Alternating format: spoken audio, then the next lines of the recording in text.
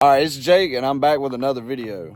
This is my 1992 OBS, and I posted this on TikTok, and everybody was like, do a video about the OBS first. So this is gonna be the first vehicle I do. Just a walk around, tell you about it, and just a full video. I used to have one of these back in like 2014 to 2015, and I got passed around. Me and some buddies got rid of it, and then I get it back. I had the truck like 3 times. Well, I wasn't able to find my old one, but I wanted another one that felt just like my old truck. And when we left cruising the coast, I was a little bit heartbroken I couldn't find one. I brought $5,000 with me. I was just looking for one that needed some work. It didn't have to be perfect. But I was on Facebook Marketplace. I was eating Shaggy's in Biloxi, and I was sitting there. I was like, damn, $1,500 for this truck. And at the time, it was just gray. It had the square headlights and everything. I'll put a picture here of what it looked like when I got it. And as you can see, it had the square headlights. That was the interior. Just an old gray pickup truck. And I've done a lot to this truck over time, in 7 years nearly.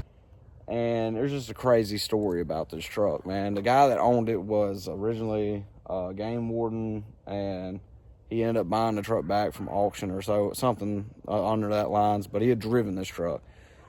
Well, this truck was originally a 4.3 four-wheel drive Mississippi game warden truck. True, she's been through it. She's seen some shit. The little 6-cylinder that used to be in it has probably bounced off the limiters a lot. That being said, this little truck, I love the story behind it, and that's why I really wanted it.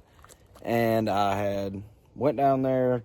I went down to go look at it, and he had texted me that day, and I could tell he's an older guy, because he was like, man, he sent me his address. He said, be here at 12 tomorrow. And then he never responded to me again. And it was in Jackson, Mississippi, so it was kind of a little bit sketched out.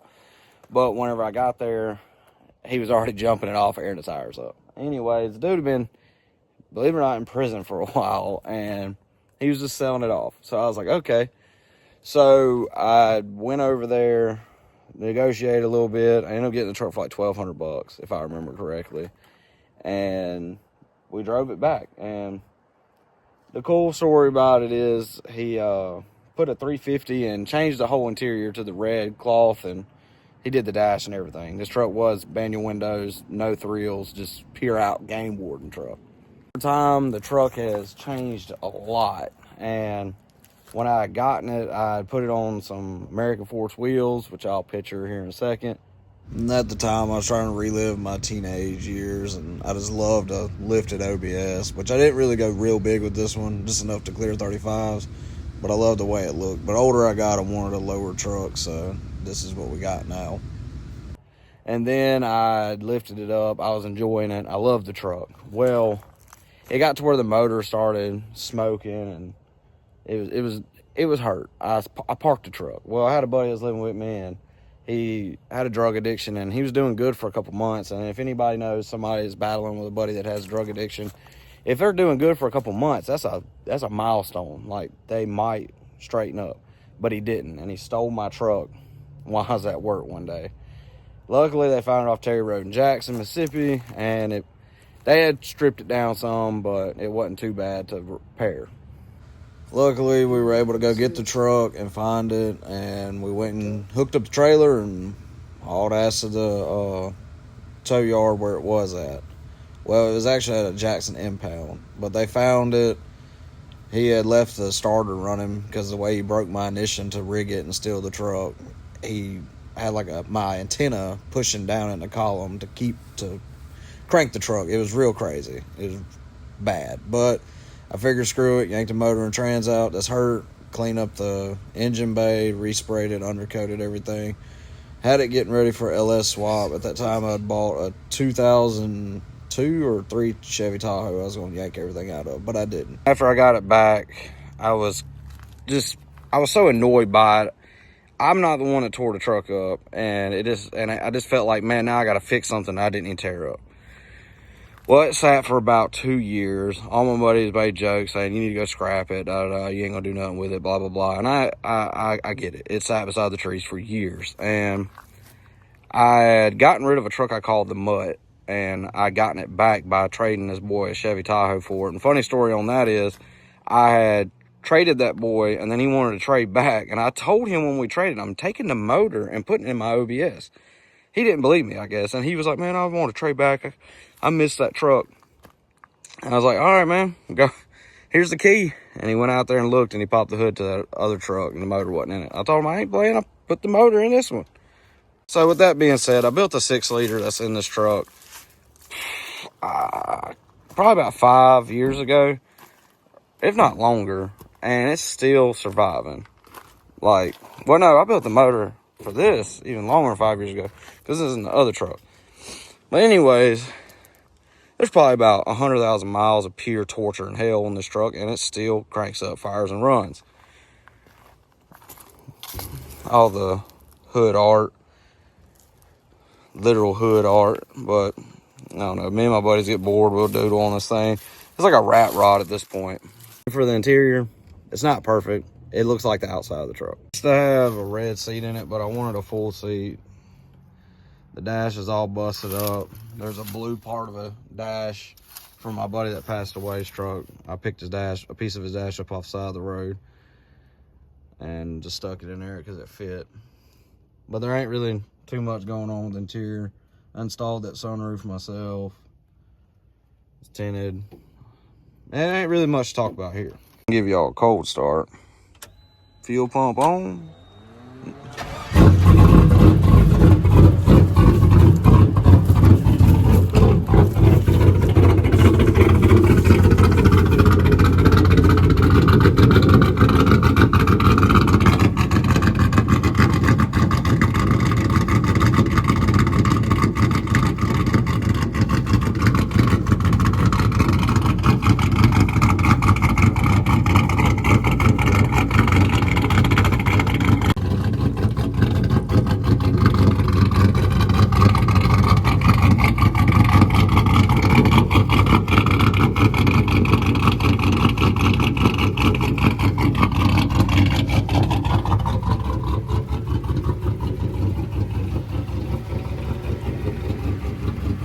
To do the talking the truck can, if you know what I mean. But I don't know, this is crazy. This is a 4-wheel drive truck, and it's lowered. It is on torsion bars. It's got a flip kit on the rear with a C-notch, lowering keys. They're 3-inch lowering keys, but if you let the keys down, you get almost 6 inches of drop out of that. It's on Raystar wheels. There's a lot more story to this truck. I can keep going in depth, but that's probably going to be for a later on thing when I start doing these podcast things I'm going to start doing with other people in the truck community. And we'll talk about this truck a little bit more than that. But I figured I'd just give y'all an overview video of the OBS. This thing just sounds so good, man.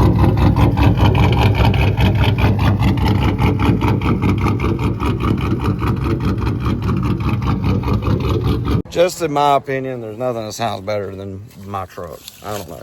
My cars sound good and everything, but this engine I put together, shoot, if not 6 or 7 years ago, that's probably about when I put it together. There's been so many vehicles and stuff since then when I built the engine. This motor's actually been in 3 different vehicles I've owned. That's how long it's been around. It's only lost about 10 PSI oil pressure over time, which is good in my eyes because, dude, the amount of hell that truck's been in, burnout pits the other truck was in, the other truck that had that motor in it, I took it to so many burnout boxes and all kinds of stuff and beat that truck off the limiter.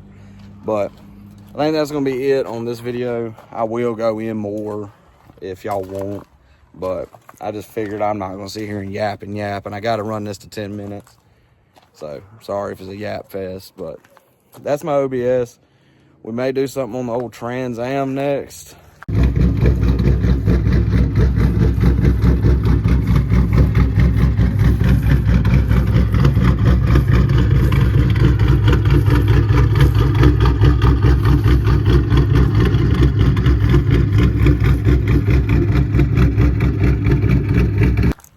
Video on it. We can do a video on the black truck, the Caprice, the Cummins, the other black truck, the white truck, all the trucks. You know, I got so much stuff, but got plenty of stuff to make content with, I guess. But I'm not real good at this YouTube thing. I'm going to keep trying it, I guess.